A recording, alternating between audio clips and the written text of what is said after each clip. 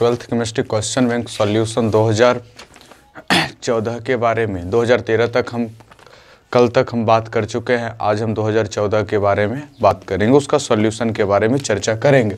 तो 2014 question bank solution में अब देखिए, सबसे पहला प्रश्न क्या कहता है आपका, कॉपर के मुख्य अयस्कों का नाम लिखें। तो कॉपर का मुख्य अयस्क है जो सबसे पहले आपका कॉपर का मुख्य अयस्क है कॉपर पायराइट CuFeS2, ये है इसका मुख्य अयस्क। इसका मुख्य अयस्क CuFeS2 है, इसी से इसका क्या किया जाता है, निष्कर्षण किया जाता है। ये सब 1 नंबर वाला सवाल था, पूछा गया था। पेप्टिकरण पद, पेप्टाइड बनाने की प्रक्रिया को पेप्टाइड बनाने की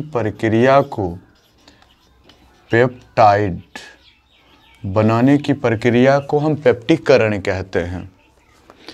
अब है अयस्क में उपस्थित अशुद्धि को क्या कहते हैं, तो अयस्क में उपस्थित अशुद्धि को हम गैंग कहते हैं, गैंग या फिर मैट्रिक्स कहते हैं। ये सब डायरेक्ट याद रखने वाला चीज है। अब उसके बाद है NiCO4 में Ni की कोऑर्डिनेशन नंबर सबसे पहले जानना है।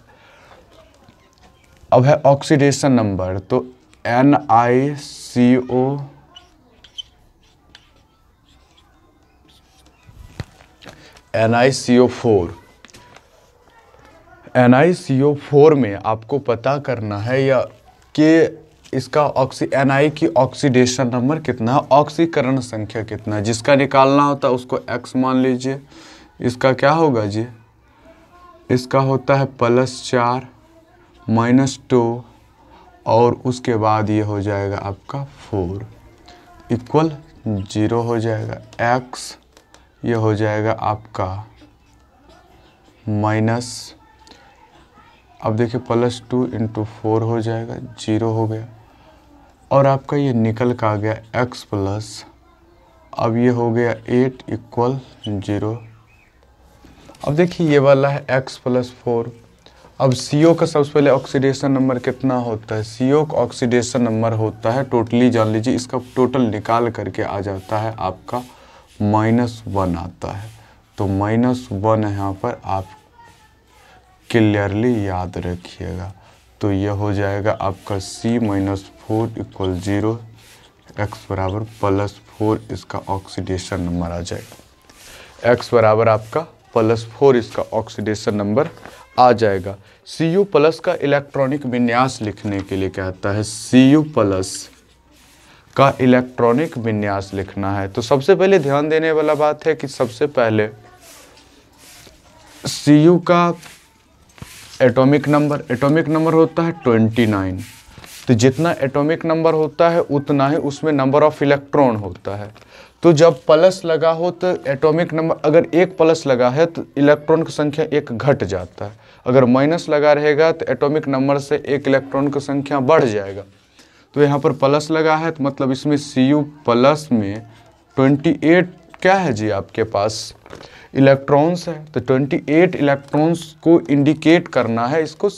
तो सबसे पहला जो देखिए, अब देखिए ये कितना, 28 से पहले कितना आपका जो है अक्रिय तत्व पार कर जाता है, 3, और तीसरा नंबर अक्रिय तत्व है Ar। तो Ar के बाद कहाँ जाएगा इलेक्ट्रॉन, तीसरा है तो चौथा नंबर में जाएगा। तो ये हो जाएगा 4s में जाएगा, 4s2। 4s के बाद इलेक्ट्रॉन जाता है 3d में, 20 हो गया, और यहाँ पर 8 हो जाएगा, 3d 8, 4s2 3d 8 हो जाएगा इसका ऑक्सीडेशन नंबर। सॉरी ऑक्सीडेशन नहीं, ये इसका हो गया इलेक्ट्रॉनिक कॉन्फ़िगरेशन। Cu+ का एक और लिख सकते हैं 1s2 2s2 2p6 3s2 3p6 4s2 3d 8। इस रूप में लिख दीजिए या इस रूप में, जिस में आपको कंफर्टेबल लगे उस रूप में आप लिख देना है, किसी भी प्रकार का दिक्कत नहीं होना चाहिए। अब H3PO3, अब है H3PO3 में जो है P का ऑक्सीकरण संख्या निकालना है।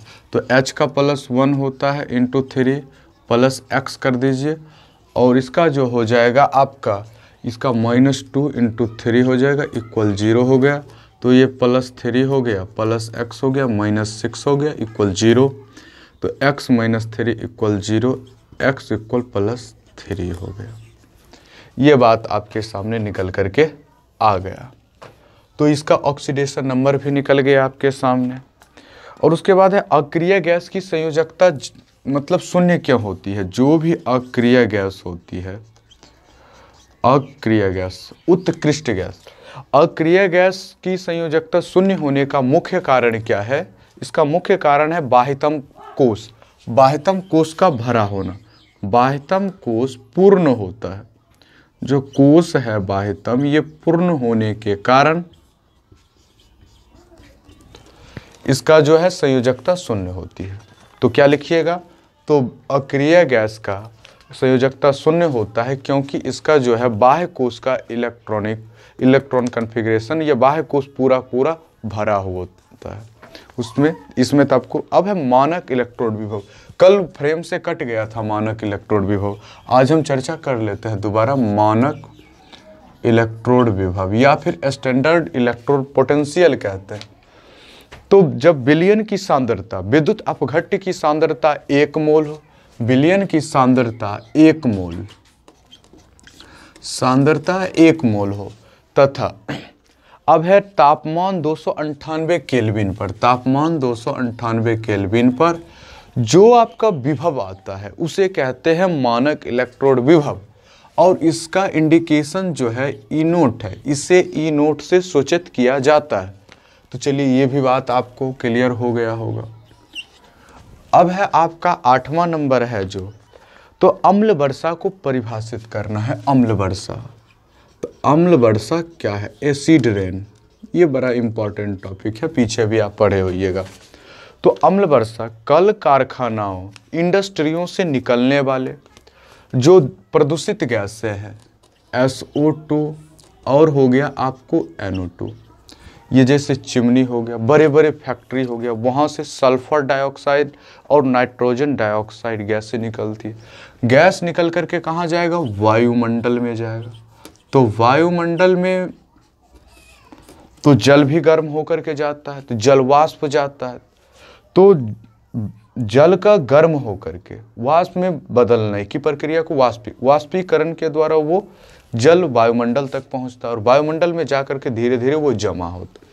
तो जब जाकर के वायुमंडलीय जलवाष्प के साथ ये रासायनिक अभिक्रिया करता है, H2O क्या करेगा? SO2 के साथ मिलेगा, इसके साथ साथ ये किसके साथ मिलेगा?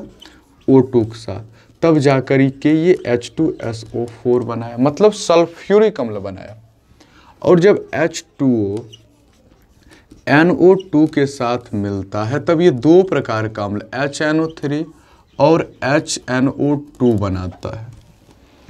तो प्रदूषित गैस से सल्फर डाइऑक्साइड, या फिर देखिए ध्यान दीजिए कि सबसे पहले इसको लिखना किस तरह है।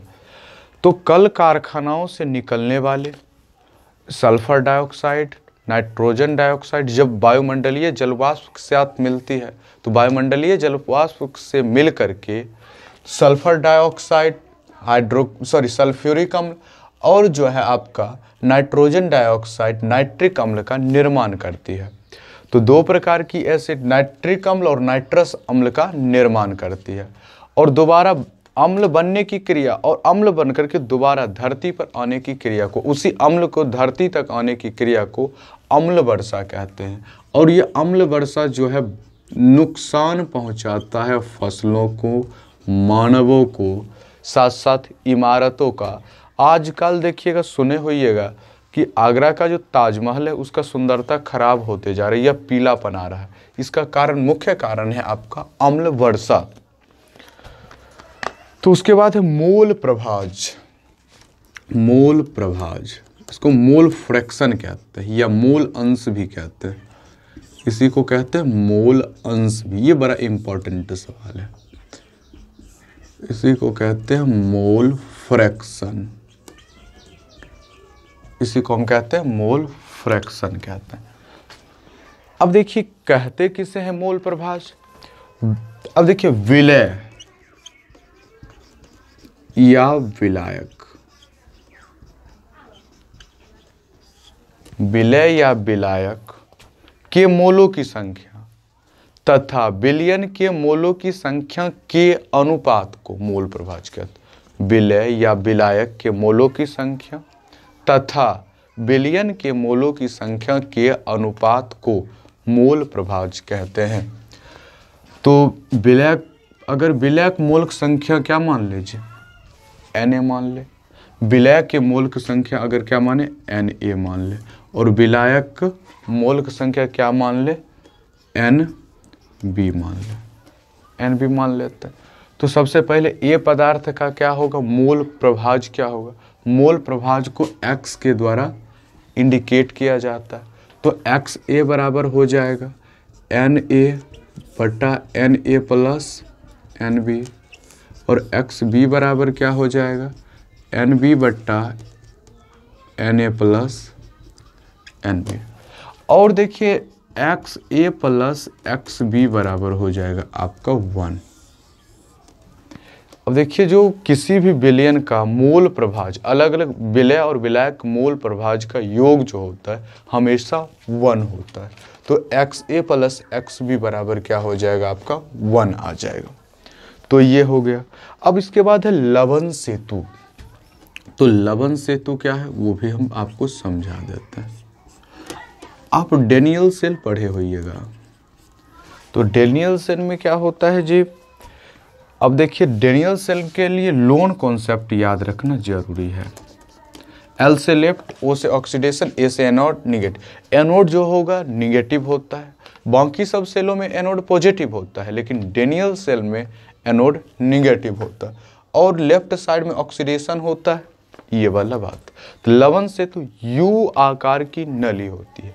इसमें KCl जैसे क्या है जी, KCl जैसे जो विद्युत अपघट्य भरा रहता है जो, और ये जो है काम इसका क्या है, तो लवन सेतु अब विद्युत उदासीनता को बनाए रखता है। ये कभी भी एक साइड अगर किसी की संख्या बढ़ रहा है तो उसको यो संख्या को नियंत्रित करके रखेगा, और उसके साथ साथ ये परिपथ को पूरा करने का काम करता है। ये परिपथ को पूरा करने का काम करता है। ये है आपका लवन सेतु। अब है राउल्ट का नियम। तो राउल्ट का नियम क्या है तो वो भी जान लीजिए।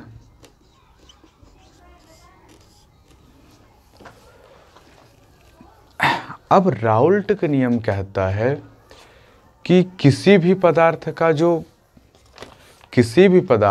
जो मोल प्रभाज होता है, मोल प्रभाज होता है जो अभी आपको बताए हैं, ये समानुपाती होता है वाष्प दाब के आपेक्षिक अवनमन का।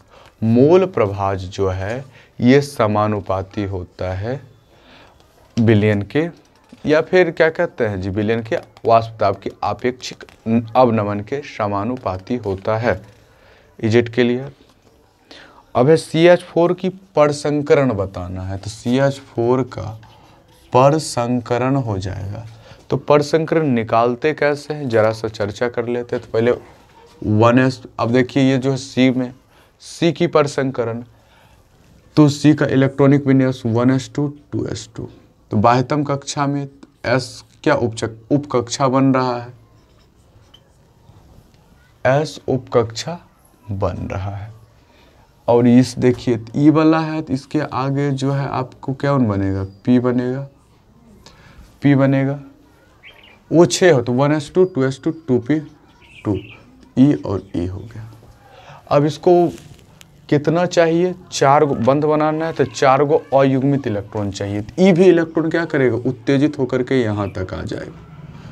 तो इसने 4 बंध बनाने के लिए इसमें कितना कक्षक हिस्सेदारी लिया, S एगो, P क्या गो लिया, 3 गो P लिया। तो इसमें परसंकरण क्या हो जाएगा, sp3 परसंकरण हो जाएगा, इसका sp3 परसंकरण हो जाएगा। अब देखिए H2O उदासीन है, H2O उदासीन है और H2S अम्लीय प्रकृति का होता है। इसका कारण जान लीजिए। H2O में O का जो साइज है वो छोटा है, तो O का साइज छोटा होने के कारण ये क्या करता है, H से बहुत तगड़ा बंध बनाता है, जिसके कारण ये H को आसानी से छोड़ नहीं पाता है। और S का साइज बहुत बड़ा होने का अपेक्षाकृत ऑक्सीजन की अपेक्षाकृत H का साइज बहुत बड़ा होता है, जो आसानी से H+ को त्याग सकता है, जिसके कारण वो H2S अम्लीय प्रकृति का होता है, जबकि आपका जो है H2O उदासीन प्रकृति का होता है।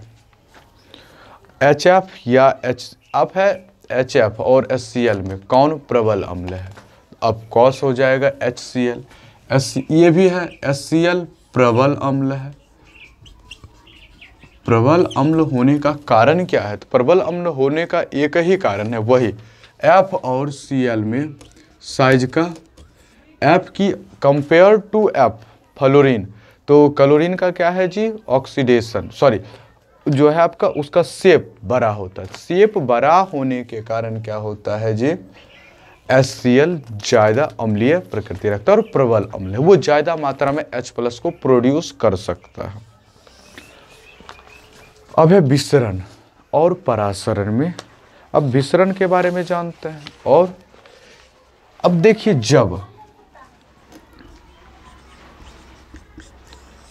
जब कोई भी किसी भी पदार्थ का जो कण है, गैस का कण, जब उच्च सांद्रता से निम्न सांद्रता की ओर गति करता है, उच्च सांद्रता से निम्न सांद्रता की ओर गति करता है, तो लगातार गति कर, जैसे एक बात देखिए, 2 कमरा है आपके पास, ये देखिए ये कमरा है, पहले ये क्या था? बंद था, इसमें H बहुत ज़्यादा भरा हुआ था। इसको क्या करते हम? खोल दिए, यहाँ भी आया, यहाँ भी आकर के तब तक वो जाता रहेगा जब तक कि दोनों बराबर कण उपस्थित ना हो जाए, तो इसे कहते हैं हम विसरण। यही जो है, अब जब उच्च सांद्रता से निम्न सांद्रता की ओर जब द्रव का गतिशीलता गति करता है, तो उसे कहते हैं हम परासरण की क्रिया। तो ये वीडियो आपको कैसा लगा? अगर अच्छा लगा तो लाइक, शेयर, सब्सक्राइब करना ना भूलें। मिलते हैं आपसे नेक्स्ट वीडियो में, तब तक के लिए जय हिंद,